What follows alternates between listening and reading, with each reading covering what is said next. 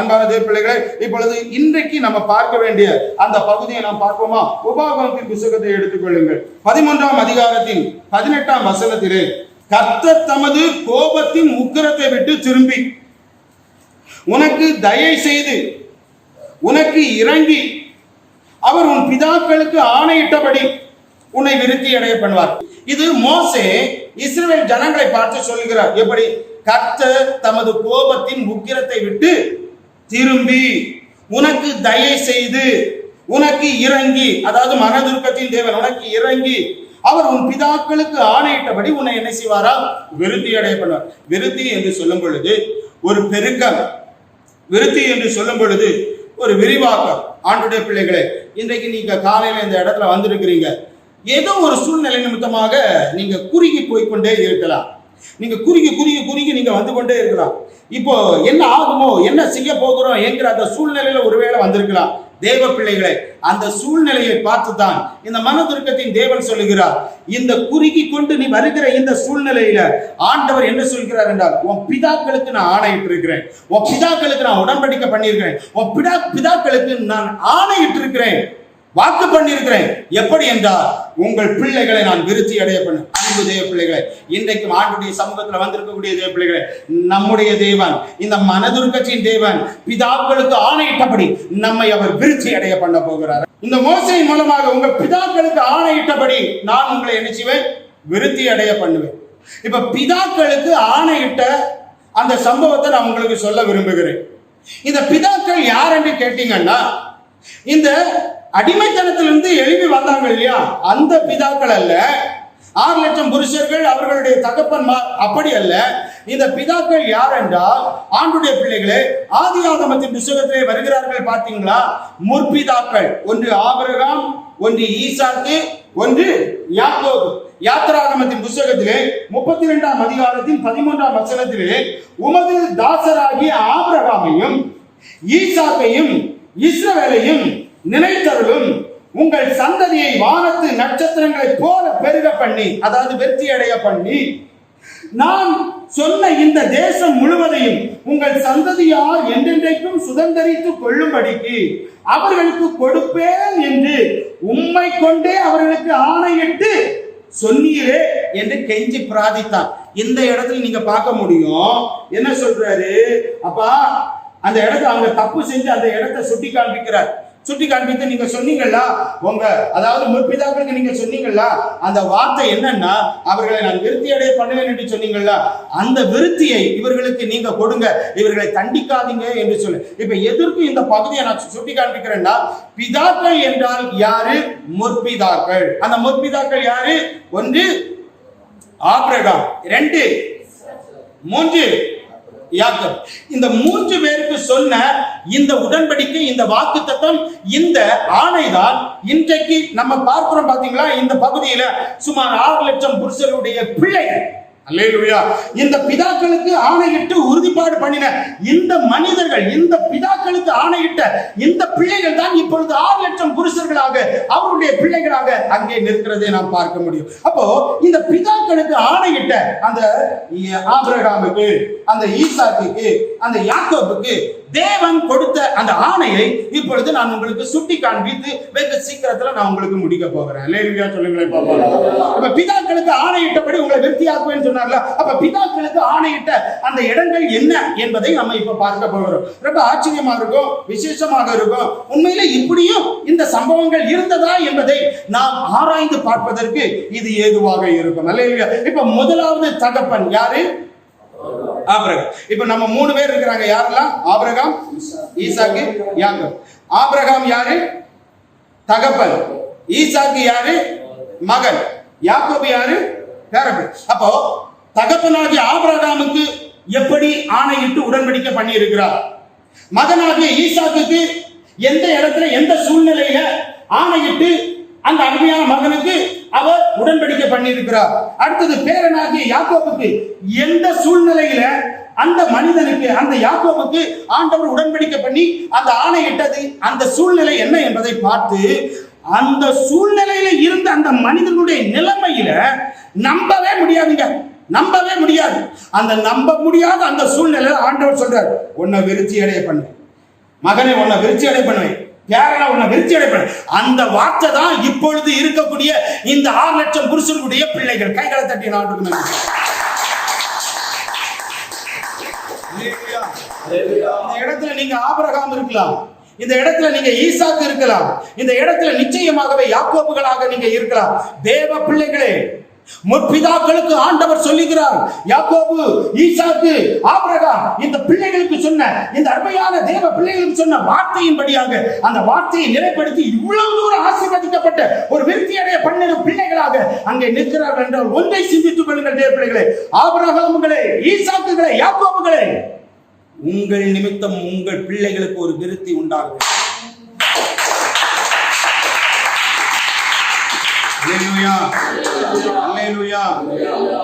இந்த 3 தகப்பனை தாண்டி நீங்க பாப்பீங்கன்னா, இந்த இஸ்ரவேல் ஜனங்களுக்குள்ள இருந்தாங்க பாத்தீங்களா தகப்பன்மார், அவங்க எல்லாரும் ஆண்டவருக்கு விரோதமாக என்ன செய்தாங்க, தப்பு பண்ணினாங்க. அவங்க தப்பு பண்ணதை பார்த்து பிள்ளைகளை அழிக்க வேண்டியது, ஆனா அழிக்கல. ஏன் தெரியுமா? முற்பிதாக்களுக்கு நான் ஆணையிட்டேன். இன்னைக்கு நான் எதற்கு இதை சொல்றேன்னா, நம்ம செய்யக்கூடிய ஒவ்வொரு தப்புகளுக்கும் நம்ம பிள்ளைகள் அழிக்கப்படுவது. ஆனா ஏதோ ஒரு சூழ்நிலை நிமித்தமாக ஏதோ ஒரு முற்பிதா யாரோ இருக்கலாம், அவர்கள் நிமித்தமாகத்தான் நம்ம இவ்வளவு தூரம் இருக்கிறோம் என்பதை புரிந்து கொள்ளுங்கள். அல்லேலூயா சொல்லுங்களேன். இதை கேட்கிற நீங்க, நம்முடைய சந்ததிகள் அவர்கள் நல்ல ஒரு பெருக்கம் வரணும்னு நினைச்சீங்கன்னா, இந்த ஆபிரகாமை போல, இந்த ஈசாக்கை போல, இந்த யாக்கோபை போல ஆண்டவருடைய உடன்படிக்கையில உறுதியா இருங்க. கைகளை தட்டி. சரி, இப்ப நம்ம முற்பிதாக்களுக்கு ஆண்டவர்கிட்ட ஆணைய அந்த உடன்படிக்கை ஒண்ணா நான் உங்களுக்கு சொல்றேன். முதலாவது யாரு?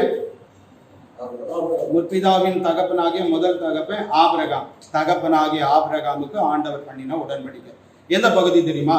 ஆதியாகமத்தின் புத்தகத்தை எடுத்துக்கொள்ளுங்கள்.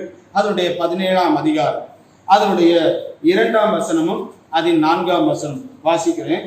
நான் உனக்கும் எனக்கும் நடுவாக என் உடன்படிக்கையை ஏற்படுத்தி உன்னை மிகவும் திரளாக என்ன செய்வேன், பெருக பண்ணுவேன். 4ஆம் வசனத்துல, நான் உன்னோடு பண்ணுகிற என் உடன்படிக்கை என்னவென்றால், நீ திரளான ஜாதிகளுக்கு தகப்பன் ஆவாய்.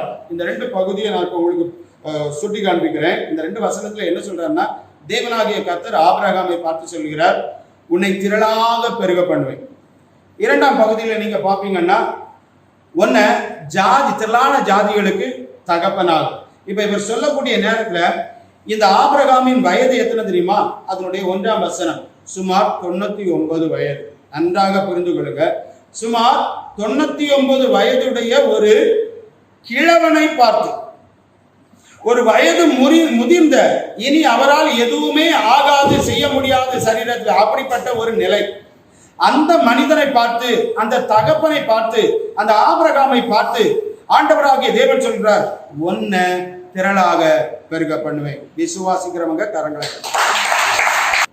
வயது 99. பாருங்க, இப்போ அவர் உடன்படிக்கை பண்ணுகிறார். அதனுடைய 4ஆம் வசனத்திலிருந்து இந்த ஆபிரகாமுக்கு 3ஆம் வசனத்திலே 2ஆம் வசனத்திலே சொல்றார், உன்னை திரளாக பெருக பண்ணு. இப்போ 4ஆம் வசனத்திலிருந்து அந்த பெருக்கத்துக்கு அவர் சொல்லக்கூடிய அந்த ஆசீர்வாதத்தின் உடன்படிக்கை என்ன, ஒரு 3 பகுதிகள் இருக்கு பாருங்க. ஒன்று என்ன தெரியுமா? அதனுடைய 4ஆம் வசனத்திலிருந்து 17ஆம் அதிகாரத்தின் 4ஆம் வசனத்திலிருந்து 8ஆம் வசனம் வரையிலும் ஆபிரகாமுக்கு ஆண்டவர் சொல்லக்கூடிய அந்த ஆசீர்வாதம், உன் பெயர் இனி ஆபிராம் அல்ல ஆபிரகாம். அல்லேலூயா. முதல் பேரை மாத்துறாரு. 99வது வயதுல அவருடைய பேரை மாத்துறாரு.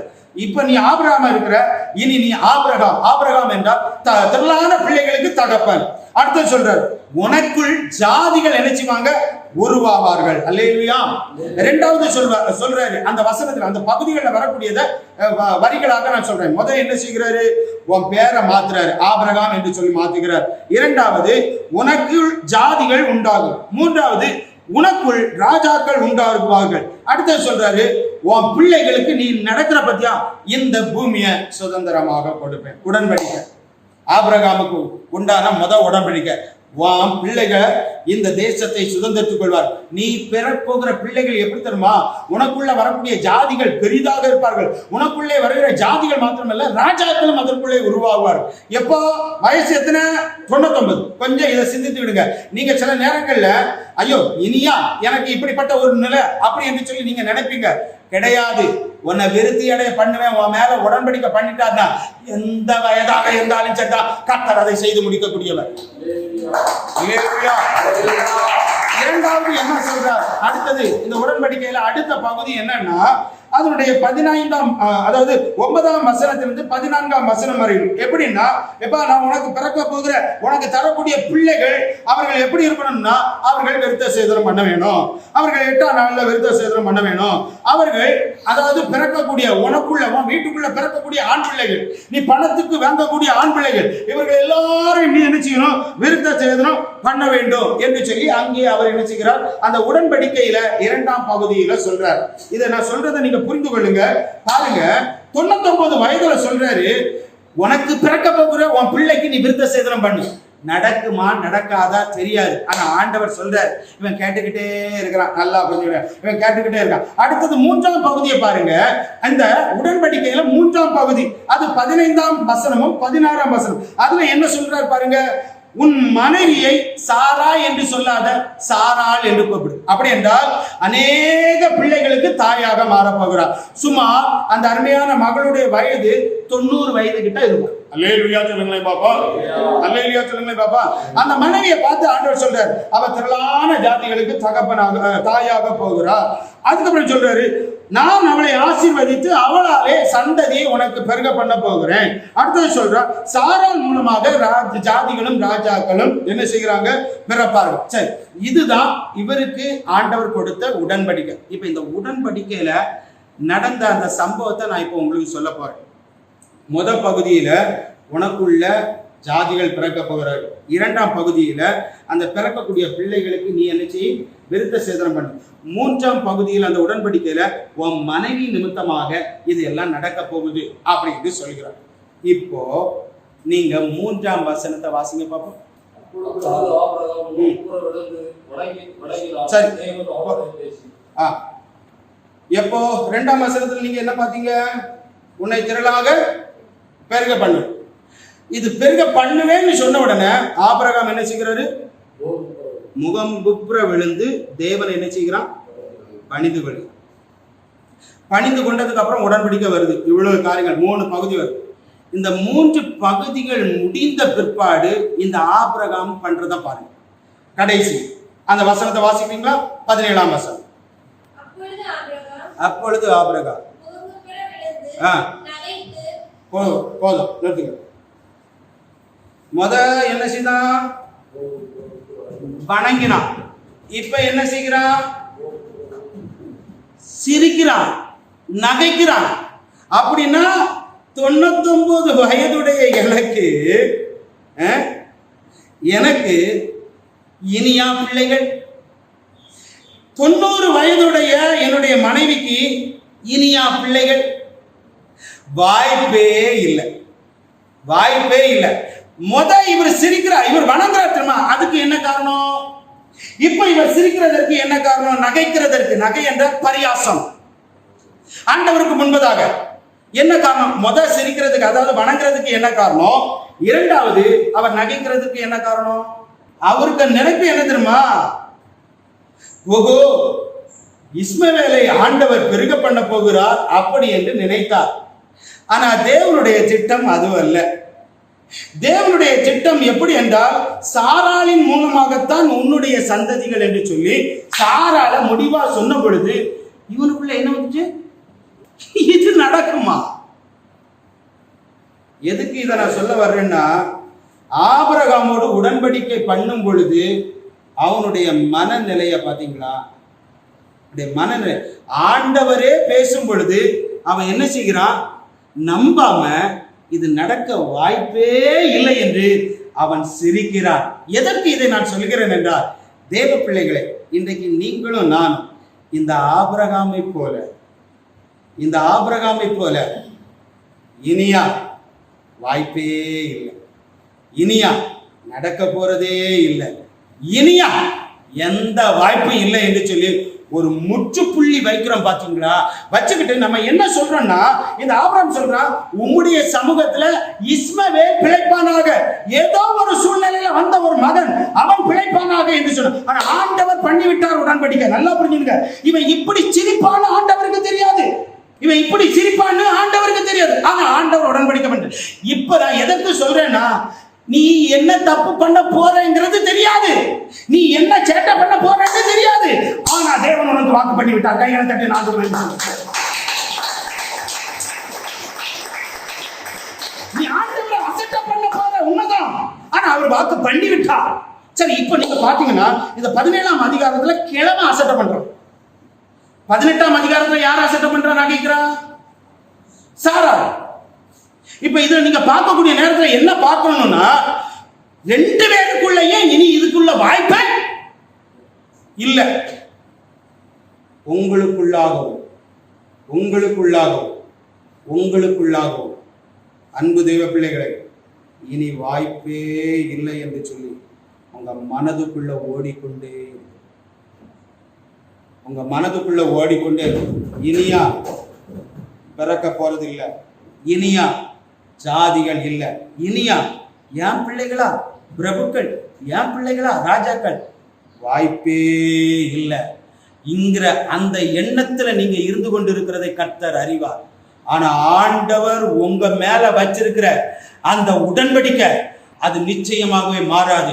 இப்படிப்பட்ட ஒரு ஆபிரகாமினுடைய அந்த இயலாமையை ஆண்டவர் பார்க்கவில்லை. ஆனால் தேவனாகிய கர்த்தர் முற்பிதாக்களுக்கு ஆணையிட்டபடி, தகப்பனுக்கு ஆணையிட்டபடி, உனக்குள்ளே ஜாதிகள் பிறப்பார்கள், உனக்குள்ளே ராஜாக்கள் பிறப்பார்கள் என்று சொன்ன அந்த வார்த்தையின் வழியாகத்தான் அந்த வனாந்தரத்துல 6 லட்சம் புருஷனுடைய திரளான பிள்ளைகள் ஒரு பெருக்கத்தில் நிற்கிறாங்க. கைகளை தட்டி நான் தீர்க்க தரிசனமாகவே சொல்கிற ஆண்டோடைய வார்த்தையை நீங்கள் இப்பொழுது நினைத்துக் கொண்டிருக்கிறது நடக்காது என்று சொல்லி, என் தேவ பிள்ளையை, நீ நினைக்கிறது அல்ல, என் தேவன் எதை நினைக்கிறாரோ, என் தேவன் உனக்கு என்ன சொன்னாரோ அதுதான் நடக்க போகிறது. விசுவாசிக்கிறவர்கள். ஆபிரகாமின் நிலைமை இப்படித்தான் இருந்துச்சு. அவர் உடன்படிக்கை பண்ணக்கூடிய நேரத்துல அவன் இப்படிப்பட்ட ஒரு மனநிலையில தான் இருந்தான். ஆனா அந்த மனநிலையை ஆண்டவர் பார்க்கவில்லை. என் தேவனாகிய கர்த்தர் எனக்காக வந்தான் அல்லவா, உடன்படிக்கை பண்ணி எனக்காக ஞானஸ்நானம் பெற்றான் அல்லவா, இந்த சபையில வந்தான் அல்லவா, இந்த தேசத்துக்கு வந்தான் அல்லவா, நான் சொன்ன அழைப்புக்கு வந்தான் அல்லவா, அந்த அழைப்பை தான் பார்த்தார். அவன் கீழ்ப்படிதலை பார்த்தார். அவனுடைய இயலாமை, அவனுடைய அவிசுவாசத்தை ஆண்டவர் பார்க்கவே இல்லை. ஆண்டவர் சொன்ன வார்த்தையை நிறைவேற்றினார். இன்றைக்கும் தகப்பன்களே, உங்களுக்குள்ள இந்த ஆபிரகாமை போல ஒரு அவிசுவாசத்தோடு நடக்காது இனியா என்று சொல்லுகிற ஒரு நிலைமையில வந்திருக்கிறீங்களோ? இல்லை, என் தேவனாகிய கர்த்தர் உங்களோடு தான் வாக்கு பண்ணியிருக்கிறார். உன்னை விருத்தி அடைய பண்ணுவார், உன் தொழிலை விருத்தி அடைய பண்ணுவார், உன் பிள்ளைகளை விருத்தி அடைய பண்ணுவார், உனக்கு கொடுக்கப்பட்ட ஆசீர்வாதங்கள் விருத்தி அடைய போகிறது. ஆபிரகாமுக்குள்ள என்ன கிடையாது? விசுவாசம் இல்லை. ஒரு உலக மனுஷங்க, அவருக்கு பேரு கொலம்பஸ். ஸ்பெயின்ல இருந்து மறுகரைய பார்க்கணும், ஒரு கண்டத்தை பார்க்கணும்னு சொல்லிக்கிட்டு தன்னோடு கூட சுமார் 19 பேரோட கப்பல்ல மறுகரைய பார்க்க போறாரு. குறுக்கு வருஷத்துல தொடங்கின 10வது நாள், பயணப்பட்ட 10வது நாள் கப்பல் போயிட்டே இருக்கு. கண்ணெட்டுகிற தூரம் வரையிலும் 10 நாள் பிரயாணம், கண்ணெட்டுகிற தூரம் வரையிலும் கடல் கடல் கடல். அப்படியே போய் போய் போய் சுமார் 24 நாள் ஆயிடுச்சு. கூட இருந்த 19 நண்பர்கள் இருக்காங்க பாத்தீங்களா, இவங்களுக்கு நம்பிக்கை இல்லை. அவ்வளவுதான், நம்ம போயிட்டே இருக்கிறது தப்பு, கரையை பார்க்க போறது இல்லை, அதனால திரும்புவோம் சொல்லிக்கிட்டு கொலம்பஸ் மாலுமிட்ட சொல்றார். மாலுமி சொல்றார், இல்லை, முன்னேறுவோம், நிச்சயமாகவே நாம் பார்ப்போம் என்று சொல்லுவோம். அப்போ இந்த 19 நண்பர்கள் மாலுமியை பார்த்து இல்ல திரும்புவோம் அப்படின்றாங்க. இல்ல கொஞ்சம் என் சொல்ல கேளுங்கன்னு சொன்னோன்னா முடியாது என்று சொல்லி கொலம்பஸை என்னச்சுதாங்க ஒரு ரூமுக்குள்ள பூட்டி வச்சுட்டாங்க. வண்டியை திருப்பி விடுவோம் என்று சொல்லி, கப்பலை திருப்பி விடுவோம் என்று சொல்லி அவர்கள் முயற்சி செய்யும் பொழுது இப்போ அவங்க கேட்கிறாங்க, இந்த கொலம்பஸ் கேட்கிறாங்க. ஏன்னா அவங்க சொன்ன காரணம் என்னன்னா, இன்னும் நம்ம முன்னேறுவோம்னா திரும்பி வர்றதுக்கு நம்மகிட்ட சாப்பாடு கிடையாது. இப்ப 24 நாள் நம்ம சாப்பிட்டதுக்கு இனி 24 திரும்புறதற்குரிய சாப்பாடு தான் நம்மள்ட்ட இருக்கு. இனி நம்ம முன்னேறுவோம்னா சாப்பாட்டுக்கு வழி கிடையாது, நம்ம இந்த கடல்லையே நம்ம செத்து ஒழிவோம். அதனால திரும்பிடுவோம் சொன்ன உடனே இப்ப இந்த கொலம்பஸ் கேட்கிறாரு, அப்பா இந்த 24 நாளுக்குள்ள சாப்பாடு என்னோடையும் சேர்த்துட்டாங்க. ஆமா, உங்களோடு சேர்த்துதான். அப்புறம் உடனே கணக்கு போட்டு பாக்குறாரு. 19 பேர் 24 நாள். இப்போ இவர் சொல்றாரு கணக்கு போட்டுக்கிட்டு, எப்பா என்னுடைய சாப்பாடு ஒரு நாளுக்கு 24 நாளுக்கு இருக்குன்னா இன்னும் உங்க எல்லாருக்கும் சேர்த்து ஒரு நாளுக்கு இருக்கு. பாருங்க, இந்த ஒரு நாள் என்னுடைய சாப்பாட்டுக்காக முன்னேறுவோம். ஒருவேளை நம்ம கரையை பார்க்கலன்னா என்ன எடுத்து கடல்ல போட்டுருங்க, நீங்க திரும்பி இருக்கு அப்படின்னு சொல்றோம். சரி, இவ்வளவு தூரம் கொலம்பஸ் சொல்றாரு, மாலுமி சொல்றாருன்னு சொல்லிக்கிட்டு மறுபடி அதை முன்னோக்கி கொண்டு போகிறாங்க. அந்த முன்னோக்கி போன அந்த ஒரு நாள்ல தான் கண்டுபிடித்த கரை எது தெரியுமா? அமெரிக்கா கண்டம். அமெரிக்கா கண்டம். எதுக்கு இதை நான் சொல்ல வரேன்னா, ஒரு சாதாரண ஒரு மனிதனுக்குள்ள இருக்கிற நம்பிக்கையை பார்த்தீங்களா?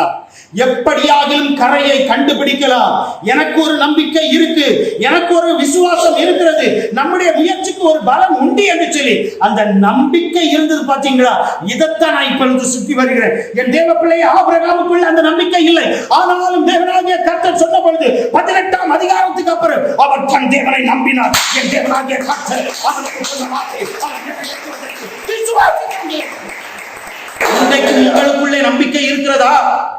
ஒரு கொலம்பஸுக்குள்ள இருந்த நம்பிக்கை மறுகரையை கண்டானையா, அந்த அமெரிக்கா என்கிற கண்டத்தை கண்டானையா. இன்றைக்கு நான் என்ன சொல்கிறேன் என்றால், இன்றைக்கு நீ பார்த்து கொண்டிருக்கக்கூடிய இந்த கடல் போன்ற பயணம் ஒருவேளை செத்து போயிருவோமோ என்று நினைக்கிற, கரையை காண முடியாதோ என்று சொல்லி நினைக்கிற, ஆனா நம்பிக்கை உனக்குள்ள இருக்கும்னா, உனக்குள்ள ஒரு தன்னம்பிக்கை இருக்கும் என்றால் நிச்சயமாகவே தேவனாகிய கர்த்தர் ஒரு நம்பிக்கைக்கு நிச்சயமாகவே ஒரு கரையை காண்பிப்பார்.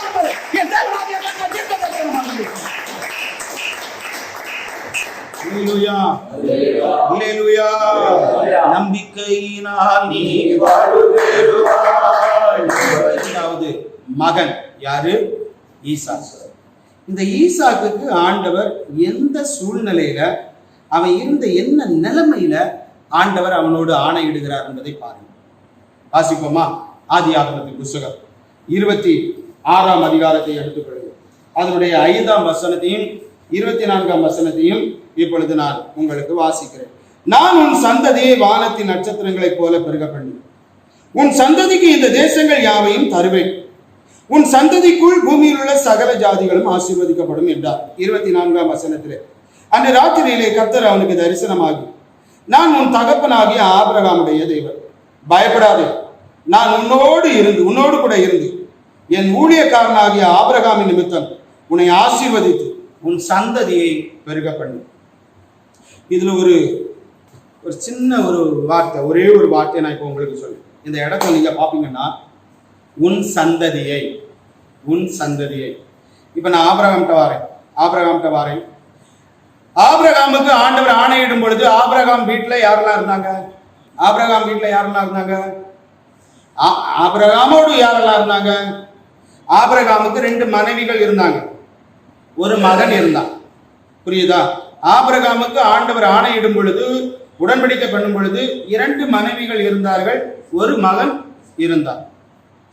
இப்போ ஈசாக்குக்கு ஆணையிடும் பொழுது அவன் வீட்டுக்குள்ள அவனோடு கூட இருந்தவர்கள் யார் தெரியுமா?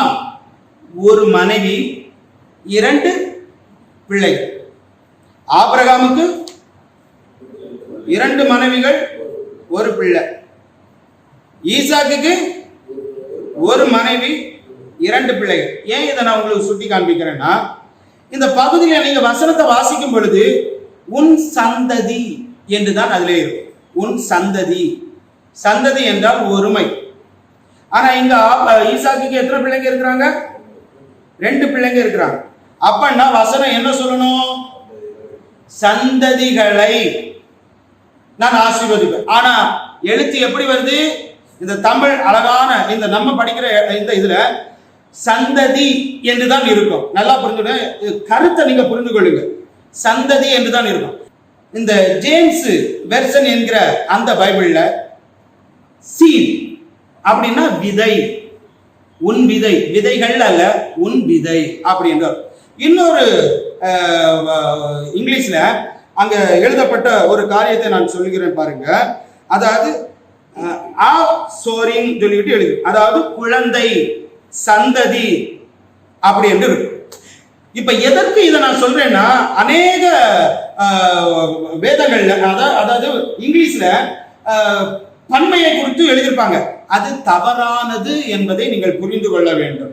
இப்ப ஆண்டவர் என்ன சொல்றாருன்னா, உன் சந்ததி, நீங்க ரோமன் கத்தோலிக்க பைபிளை நீங்க படிப்பீங்கன்னா உன் வழி மரபு என்று எழுதி, உன் வழி மரபுகள் அல்ல, உன் வழி மரபு அப்படின்னா ஒருமை. இப்ப நான் இதை எதற்கு சொல்றேன்னா, 2 பிள்ளைங்க இருக்கிறாங்க, 2 பிள்ளைங்க இருக்கிறாங்க. ஆனா ஆண்டவர் சொல்றது எதை தான் சொல்றாரு? ஒரு பிள்ளை. அப்ப இதுக்கு அர்த்தம் என்ன? இன்றைக்கும் தெய்வ பிள்ளைகளை உங்க வாழ்க்கையில இப்படிப்பட்ட ஒரு நிலையில தான் நீங்க இருக்கிறீங்க. என்ன தெரியுமா? இந்த ஈசாக்கு விதை விதைத்தால் 100 மடங்கு ஆசீர்வாதம். நல்லா புரிஞ்சுக்கணும். ஈசாக்கு விதை விதைத்தால் 100 மடங்கு ஆசீர்வாதம். அவன் செஞ்சாச்சுன்னா அதுல 100 மடங்கு தான். அவன் வீட்டுல வர வர வர வர வர விருத்தி பெருக்கம் பயங்கரம். எங்க விதை விதைச்சான்னா ஏகப்பட்டது பெருக்கம் 100 மடங்கு. நம்ம 10% கிடைக்குமான்னு நம்ம ஏங்கிக்கிட்டு இருக்கிறோம். ஆனா அவனுக்கு 100 மடங்கு போட்டது எல்லாமே. அதே வேளையில வர வர வர வர வர விருத்தி. அவன் வீட்டுல இருக்கக்கூடிய ஆட்டு மந்தைகள் பெருகிச்சு என்று சொல்லி இருக்கிறது. அவன் வீட்டுல இருக்கக்கூடிய மாட்டு மந்தைகள் அதுல ஒரு பெரிய பெருக்கம். எதற்கு இதை சொல்றேன்னா, அவன் பிரயாசப்பட்டதுல எல்லாமே 100%. கைகளை தட்டிய நாடு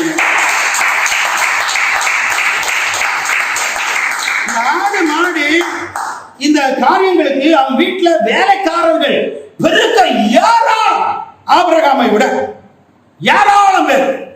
ஏன் இதை நான் சொல்றேன்னா, என் தேவ பிள்ளையே, இந்த ஈசாக்கு விதை விதைத்தான் 100 மடங்கு, ஆடுகள் மாடுகள் பெருக்கும், வேலைக்காரர்கள் பெருக்கும். இன்னொரு சம்பவத்தை கேட்டா, இவன் எங்க போய் கிணறு வெட்டினாலும் அங்க தண்ணி வரும். எங்க போய் எந்த வனாந்திரத்துல வெட்டினாலும் என்ன வரும்? தண்ணி வரும். உலக பிரகாரமான வாழ்க்கையில அவன் கை வச்ச இடம் எல்லாம் 100 மடங்கு. இதை பார்த்து அந்த தேசத்து ஜனங்கள் பயந்து அவன் பலத்து கொண்டு இருக்கிறானே என்று சொல்லி அவர்கள் திகைத்து போயிருக்கிறார். எதற்கு ஒரு விஷயம் கூட சொல்றேன், எதற்கு இந்த வார்த்தையை நான் சொல்றேன்? உலக பிரகாரமான வாழ்க்கையில் அவன் 100 மடங்கு ஆசீர்வாதம் ஐயா.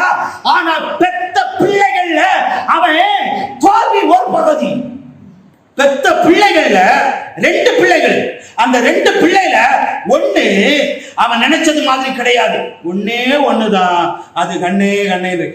பிள்ளை எதற்கு இதை சொல்றேன் தெரியுமா? உன் வாழ்க்கையில நீ பெத்த பிள்ளைகள் நிமித்தமாக நீ 2 பிள்ளை பெற்றிருந்தா, நீ 4 பிள்ளை பெற்றிருந்தா, நீ 10 பிள்ளை பெற்றிருந்தா, அந்த 10 பிள்ளைகள்ல பாதி உனக்கு தோல்விதான், பாதி உனக்கு தோல்விதான். ஆனா என் தேவனாகிய கர்த்தர் எதை தெரியுமா பாக்குறார்? இந்த தோல்வியை பார்த்துதான் சொல்றார், ஒன்று சேர்க்கப்பட்ட கைகளை தட்டி, கவலையை விடு, கவலையை விடு. ஐயோ என் பிள்ளைகள் இப்படி இருக்கிறார்கள், என் பிள்ளைகள் இப்படி போய்கொண்டிருக்கிறார்கள், கவலையை விடு. கர்த்தர் சொல்றார், உன் சந்ததியை நிச்சயமாக நான் பெருக பண்ணுவேன். என் தேவனாகிய கர்த்தருடைய பிள்ளைகள், நீ தோற்ற ஒரு இடத்துல உனக்கு இருக்கக்கூடிய அந்த ஒரு பகுதி இருக்கு பாத்தீங்களா, அந்த ஒரு பகுதியுள்ள ஜனங்கள் தாயா இத்தனை லட்சம் பேர்கள், இத்தனை லட்சம் பேர்கள், இத்தனை லட்சம் பேர்கள். அன்பு தேவ பிள்ளையே, தோற்று போய்விட்டு, தோற்று போய்விட்டு என்று சொல்லாத, ஒன்றை இருக்கிற அந்த ஒன்றை கொண்டு என் தேவனாகிய கர்த்தர் ஒரு பெரிய பெருக்கத்தை.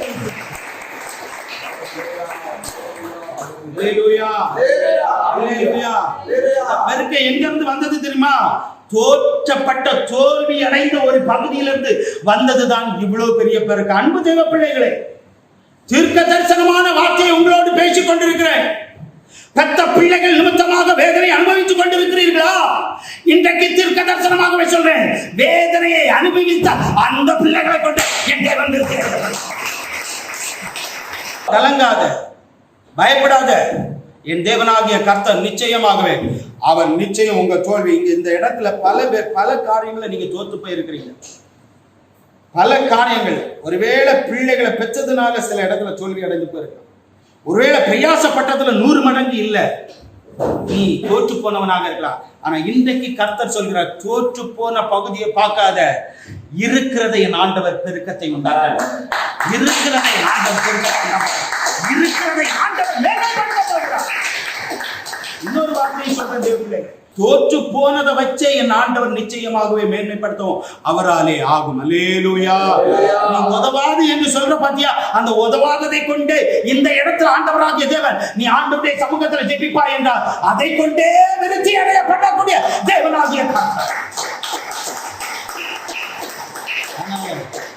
இந்த இடத்துல வந்திருக்கக்கூடிய தேவ பிள்ளைகளை, ஏதோ ஒரு பகுதியில தோற்று போய்விட்டேன், இனி அவ்வளவுதான்,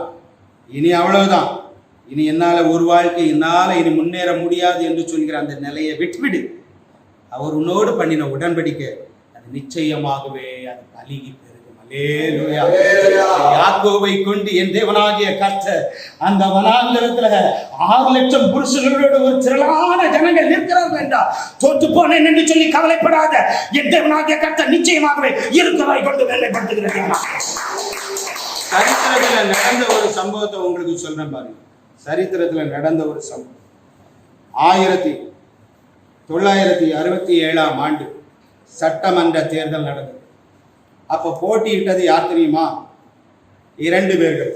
ஒன்று காமராஜர், இன்னொன்று அறிஞர் அண்ணா. காமராஜரை பற்றி நம்ம எல்லாருக்கும் தெரியும். ஆனா அவரு தோற்று போயிட்டார். காமராஜர் தோற்று போயிட்டார். காமராஜருடைய கொள்கை என்ன தெரியுமா? நம் நாடு, நம் தேசம், நம் கல்வி, நம் முன்னேற்றம். தமிழ்நாட்டை இந்த லெவலில் அவருடைய எண்ணம், அவருடைய சிந்தை முழுசுமே இதுதான். ஆனா நடந்தது தோல்வி. சட்டமன்ற தேர்தலில் தோல்வி. எங்க நம் நாடு, நம் தேசம், நம் கல்வி, நம் முன்னேற்றம் என்று சொல்லி அவர் உழைத்ததெல்லாம் உங்களுக்கு தெரியும். அவர் சாகக்கூடிய நேரத்தில் அவர்கிட்ட சட்டை கிடையாது, சொந்த காரு கிடையாது, சொந்த வீடு கிடையாது. உலகத்துக்காக, தமிழ்நாட்டுக்காகவே பாடுபட்ட ஒரு பெரிய ஒரு முதலமைச்சர். அவரை மாதிரி ஒரு முதலமைச்சர் கிடையாது. நம்ம சொல்றோம் காமராஜர் ஆட்சி என்னைக்கு வரும் அப்படின்னு தான் நம்ம பேசி. எத்தனையோ முதலமைச்சர் வந்துட்டாங்க. ஆனா அந்த காமராஜரே தோல்வி அடைஞ்சாங்க. ஏன் நீங்க கவலைப்பட்டு இருக்கீங்க? இவ்வளவு பெரிய காரியத்தை செஞ்சவரே தோல்வி. ஆனா ஜெயித்தவர் யாரு? அண்ணா. இப்போ அவருடைய அந்த காமராஜருடைய அந்த தொண்டர்கள் எல்லாம் காமராஜர் தோத்து போயிட்டாரு வெளியிட்டு அவங்க எல்லாரும், எப்பா இது நடந்தது ஆச்சரியமா இருக்குன்னு வேதனையோடு எல்லாரும் வீட்டுக்கு வர்றாங்க. வீட்டுக்கு வந்துட்டு காமராஜரை பார்த்துட்டு, ஐயோ இப்படி தோத்து போயிட்டோம். உடனே அவர் சொன்னா, டே பேச்ச நிறுத்துடா, மக்கள் தீர்ப்பே மகேசன் தீர்ப்பு, மக்கள் தீர்ப்பே மகேசன் தீர்ப்பு, விடுடா, வந்தவனை ஆட்சி செய்ய விடு. சரியா? பாவம் புதுசா வந்திருக்கிறாங்க, அவங்க நல்லா ஆட்சி செய்யட்டு, நீ உள்ள வேலைகளை போய் பாரு. தோல்வி அடைந்த ஒரு மனுஷன் பேசுறத பாத்தீங்களா? தோல்வி.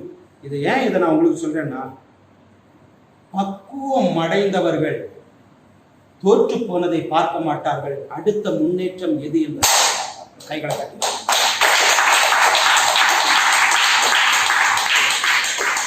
ஈசாக்க பாத்தீங்களா? ஒண்ணு போச்சு.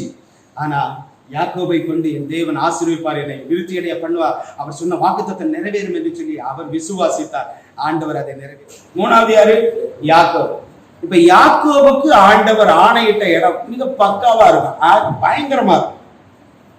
அந்த பகுதியை இப்ப நான் உங்களுக்கு சொல்ல போறேன். யாக்கோபுக்கு, அதாவது பேரனுக்கு ஆண்டவர் ஆணையிட்ட இடம். ஆதியாகமத்தின் புத்தகத்தை எடுத்துக்கொள்ளுங்கள்.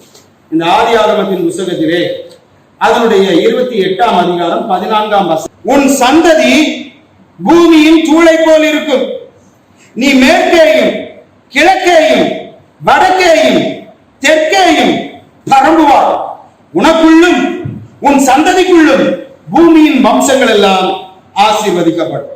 இப்போ இந்த நேரத்தை நான் உங்களுக்கு சுட்டி காண்பிக்கிறேன். இப்போ உடன்படிக்கை யாரோட பண்ணிட்டு இருக்கிறாரு? பேரனோட பண்ணிட்டு இருக்கிறாரு. எப்படி பண்றாரு? உன் சந்ததி தூளை போல இருக்கும். அது எப்படின்னா, கிழக்க மேற்க தெற்க வடக்க பரம்பும். புரிஞ்சுக்கிடுங்க. ஆபிரகாமோடு ஆண்டவர் உடன்படிக்கை பண்ணக்கூடிய நேரத்தில் ஆபிரகாம் வீட்டுல எத்தனை பேர் இருந்தாங்க? 2 மனைவி 1 பிள்ளை இருந்தான். ஈசாக்கோடு உடன்படிக்கை பண்ணக்கூடிய நேரத்துல அவங்க வீட்டுல எத்தனை பேர் இருந்தாங்க? 1 மனைவி 2 பிள்ளைங்க. யாக்கோபுக்கு உடன்படிக்கை பண்ணக்கூடிய நேரத்துல யாக்கோபோடு கூட இருக்கிறது என்ன தெரியுமா? ஒரு கோல், ஒரு பாத்திரத்துல எண்ணெய். ஒரு கோலும் திருமணம் முடியற. ஆனா சொல்றாரு எப்படி? எப்ப சொந்த ஊர்ல இருக்க முடியாம பயந்து ஓடக்கூடிய நேரம் ஆண்டவர் வழியில வச்சு ராத்திரியில ஆண்டவர் சொல்றாரு, என் மகனே ஆபிரகாமின் சந்ததியே, உன்னை நான் சூழலை போல பெருக பண்ண போகிறேன். கைகளை தட்டி என் ஆண்டவருக்கு தரிசனமாகவே சொல்றேன். தேவ பிள்ளையே, தேவனை போல இருக்கக்கூடிய தேவ பிள்ளையே, ஒன்றும் இல்லாமல் விரட்டப்பட்ட அனுபவத்தில் நீ ஓடிக்கொண்டிருக்கிறாயா? உடன்படிக்கை பண்ணப்பட்ட தேவ பிள்ளை நீ. தேவன் நிச்சயமாகவே உன் கூட வருகிறார் என்பதை நீ மறந்து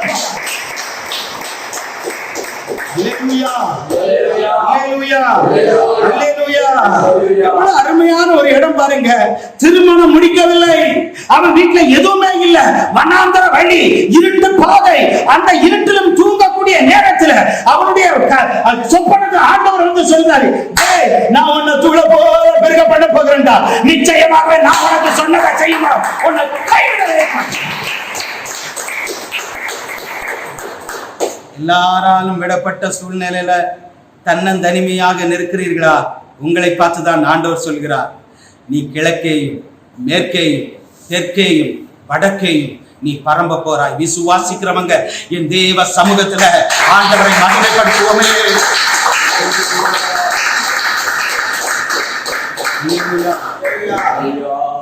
ஆசீர்வாதத்தை வாங்கிட்டு போனான் பாத்தீங்களா? போன இடத்துல பெருக்கத்தை உடன்படிக்க பண்ண பெருக்கத்தோடு, அதாவது ஆண்டுடைய உடன்படிக்கை, உன்னை விரிவாக்குவேன், உன்னை பெருக்க பண்ணுவேன்னு சொன்னவரு இப்ப போற இடத்துல இவன் போய் உட்கார்ந்து இருக்கிறான் பாருங்க. இவன் போய் உட்கார்ந்த இடத்துல மாமா வீட்டுல மாமாவுக்கு பெருக்க. கைகளை தட்டி நாட்டு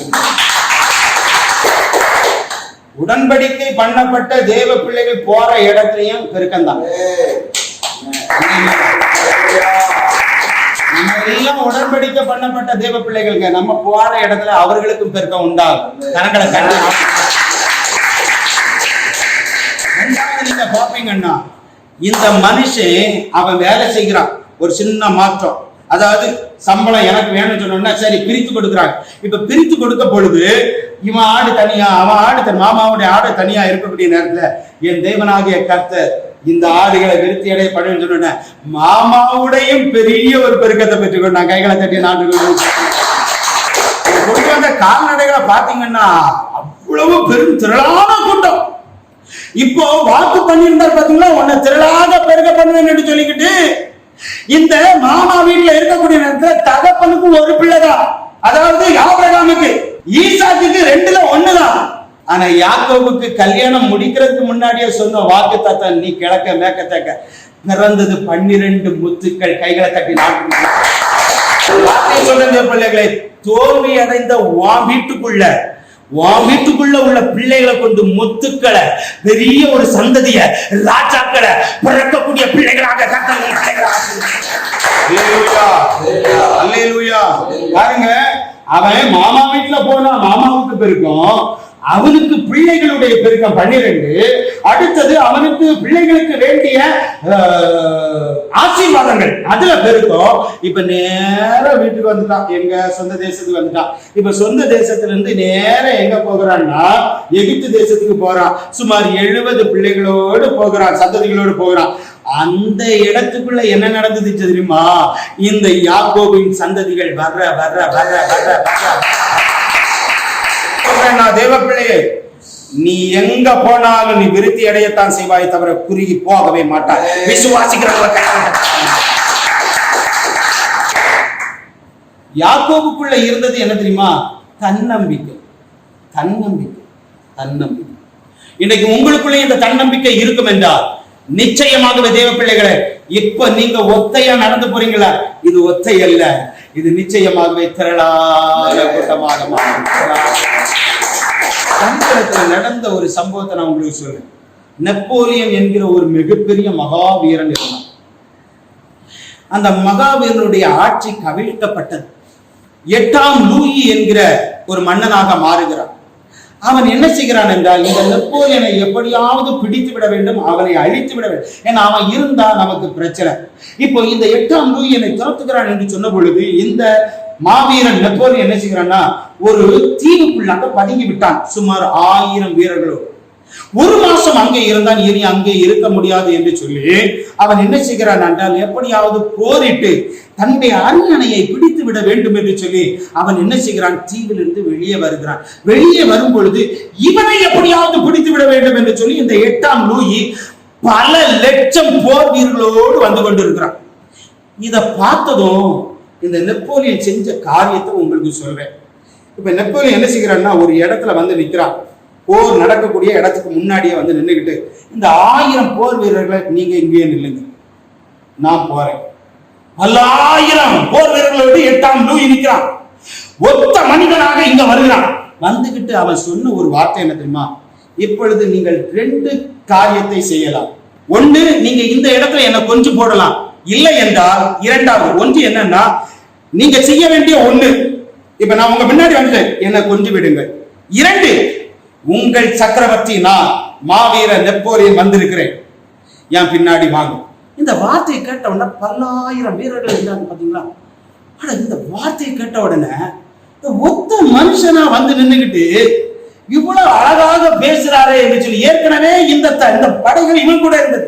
இவ்வளவு நம்ம மாவீரன் பேசுறத பாருங்கன்னு சொன்னோம்னா, அந்த மாவீரனுடைய படைகள், அதாவது 8ஆம் லூயி அந்த நடத்துற அந்த படைகள் எல்லாமே இந்த மாவீரனோட பின்னோடி அது வந்துட்டு கைகளை தட்டி நாட்டுக்கு மேலே அந்த பேச்ச பாத்தீங்களா. தன்னம்பிக்கை, தன்னம்பிக்கை. அன்பு தெய்வ பிள்ளையை, தோத்து போனது போல ஒன்று இல்லாம வேதனையோடு, ஒண்ணு இல்லாம கையில கோலோடு இந்த எண்ணெயோடு போன அந்த யாக்கோபுக்குள்ள இருந்ததையா தன்னம்பிக்கை. தன்னம்பிக்கை இன்றைக்கு உனக்குள்ள இருக்கும் என்றால் திரளான ஜனங்கள் பின்னாடி வர்றாங்க. மலைகள் விலகினாலும், பர்வதங்கள் நிலை பெயர்ந்தாலும், என் கிருபை உன்னை விட்டு விலகாமலும், என் சமாதானத்தின் உடன்படிக்கை உன்னை விட்டு நிலை பெயராமலும் இருக்கும் என்று மனதுருகுகிற கர்த்தர் சொல்கிறார். இந்த மனதுருக்கத்தின் கர்த்தர் தான் உங்களை பார்த்து சொல்கிறார், உன் பிதாக்களுக்கு நான் இட்ட ஆணைப்படி உன்னை விருத்தி ஆபிரகாம் விருத்தி அடைந்தார் 100வது வயதிலிருந்து. ஈசாக்கு தோல்வி அடைந்த ஒரு மகன் தான் கூட இருக்கிறார். ஒருத்த மனவாசம், ஒருத்தன் தான் வீட்டுக்குள்ள இருக்கிறான். அந்த வீட்டுக்குள்ள இந்த அந்த மகனை வச்சு இவ்வளவு திரளான ஜனங்களை சம்பாதிக்க அவன் தேவனாகிய கர்த்தர் உதவி செய்தார். யாக்கோபு வழியில ஒண்ணி இல்லாம விரட்டப்பட்டவனாக, அதாவது நாடு கடத்தப்பட்டவனாக, அண்ணன் நிமித்தமாக தப்பி ஓடுகிறவனாக இருந்தான். சொந்த தேசத்தை விட்டு என் தேவனாகிய கர்த்தர் வழியில அவனை பார்த்து சொல்கிறார், உன்னை கிழக்கையும் மேற்கையும் தெற்கையும் வடக்கையும் உன்னை விருத்தி அடைய பண்ணுவேன் என்று சொன்ன வார்த்தையின் மூலமாக தாயா இந்த இஸ்ரவேல் ஜனங்கள் இந்த வனாந்தரத்தில் பறந்து இருக்கிறாங்க. நிச்சயமாக உன்னை விருத்தி அடைய பண்ணுகிற தேவன் இந்த காலை வேளையில் தகப்பனுக்கு ஆணையிட்டபடி, மகனுக்கு ஆணையிட்டபடி, பேரனுக்கு ஆணையிட்டபடி அந்த சந்ததியில தான் நம்மளும் ஆவிக்குரிய பிள்ளைகளாக வந்திருக்கிறோம். இன்றைக்கு தேவ பிள்ளையே, உன் இயலாமை ஆண்டவர் பார்க்கவில்லை, உன் தோல்வியை ஆண்டவர் பார்க்கவில்லை, நீ போகிற யாத்திரையை தனிமையை ஆண்டவர் பார்க்கல, உனக்குள்ள இருக்கக்கூடிய ஆண்டவருடைய உடன்படிக்கையை தான் ஆண்டவர் பார்க்கிறார். என் தேவ பிள்ளைகளே, இன்றைக்கு தீர்க்க தரிசனமாகவே சொல்றேன், உன்னை விருத்தி அடைய பண்ண போகிறார். அது தொழிலாக இருக்கலாம், பிள்ளைகளாக இருக்கலாம், அது வேறு எந்த ஒரு ஆசீர்வாதமாக இருக்கலாம். கர்த்தர் உன்னை விருத்தி அடைய போகிறார். எல்லா தேவ பிள்ளைகள் ஆண்டுடைய சமூகத்துல முழங்கால் படியிட்டவர்களாக தேவ சமூகத்துல, என் தேவனே, மனதுருக்கத்தின் தேவனே, என் மேல கோபம் இல்லாதபடிக்கு எனக்கு தயவை செய்து ஆண்டவரே என் மேல மனதுருகி ஆண்டவராகிய தேவனே என் வாழ்க்கையில நிச்சயமாகவே அப்பா ஒரு விருத்தியை உண்டாக்குங்கப்பா என்று சொல்லி வேண்டிக் கொள்ளுகிற தேவ பிள்ளைகளுக்கு ஆபிரகாமின் தேவன், ஈசாக்கின் தேவன், யாக்கோபின் தேவன் நிச்சயமாக உன்னை விருத்தி அடைய பண்ணுவார். நீ ஏமாந்த இடத்தை விருத்தி அடைய பண்ணுவார்.